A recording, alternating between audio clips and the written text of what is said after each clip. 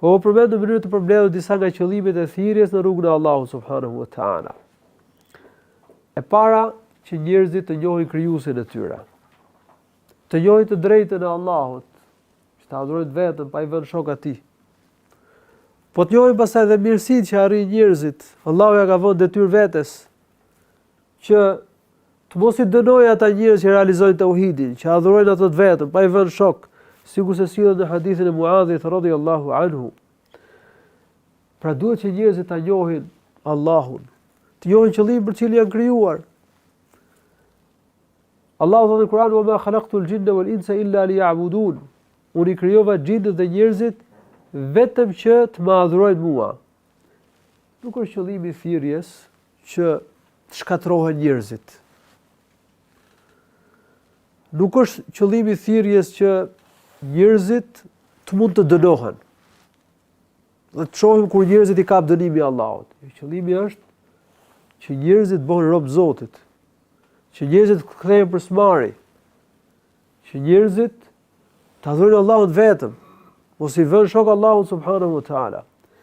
Por sigurisht, thirrja shoqërohet me përgëzimin që kush beson dhe bën vepra të mira, ai arrin mirësitë e Allahut në dunjë dhe në ahiret. Në ana tjetër, nëse njerëzit largohen nga thirrja, nëse nuk e pranojnë atë, rrezikojnë dënimin e Allahut. Na vjen keq, prandaj i paralajmërojmë njerëzit. Një nga qëllimet e thirrjes është të përmirësohet gjendja e njerëzve, të vendoset drejtësia,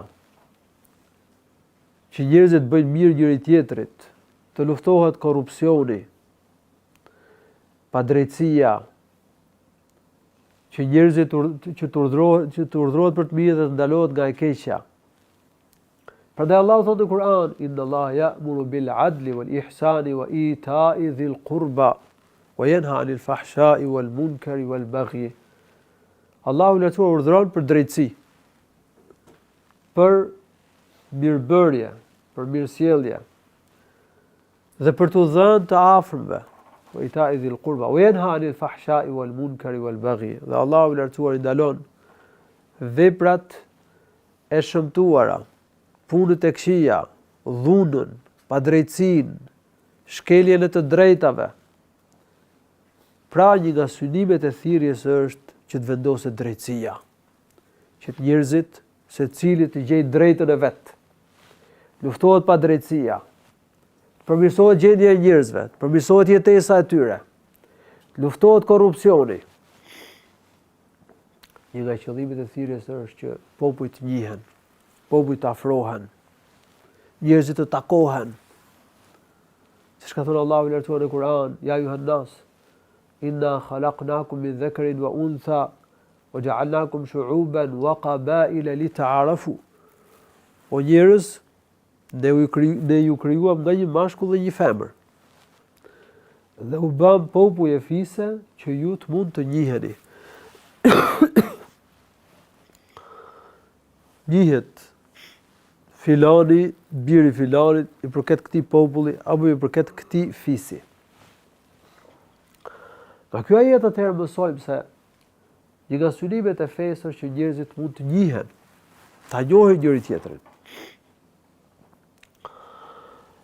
Profeti sallallahu alaihi wasallam me mesazhin e tij arriti që të bënte bashkimin dhe harmonizimin e njerëzve që u përkisnin qytetërimeve të ndryshme, vendeve të ndryshme, kishin kultura të ndryshme, zakone dhe tradita nga më të ndryshmet, gjuhë të ndryshme, krejt ta u takuan. U bashkuan, u bën një ymmet. Nuk kishin ndasi. Ky arab, ky turk, ky arab, ky jo arab, ky shqiptar, ky bosnjak. Edhe pse flisin gjuhë të ndryshme, edhe pse kishin kultura të ndryshme, ata i bashkoi feja islame. Ata i bashkoi vllazëria islame. Dhe ata arritën të jetojnë në harmoni me njëri tjetrin. Kështu që në sajtë të kësaj thirrje të bukur, madhështore, që ka bërë profeti sallallahu alaihi wasallam, dhe që ka bërë thirrësat në islam brez pas brezi, janë takuar njerëzit e qytetërimeve të ndryshme dhe kanë jetuar bashk. Që padyshim dhe kjo është një nga synimet. Po përpiqen shumë të tjerët që të bashkojnë njerëzit, që të vllazërojnë njerëzit, që të mund të jetojnë njerëzit bashkë, domethënë me njëri tjetrin, por shumë probleme po hasin. Dhe faktori që e bën të pamundur këtë është se ata nuk i përgjigjen thirrjes së Allahut subhanahu wa taala. Nuk janë në rrugën e Allahut subhanahu wa taala. Nuk e adhurojnë Allahun të vetëm pa i vënë shok atij.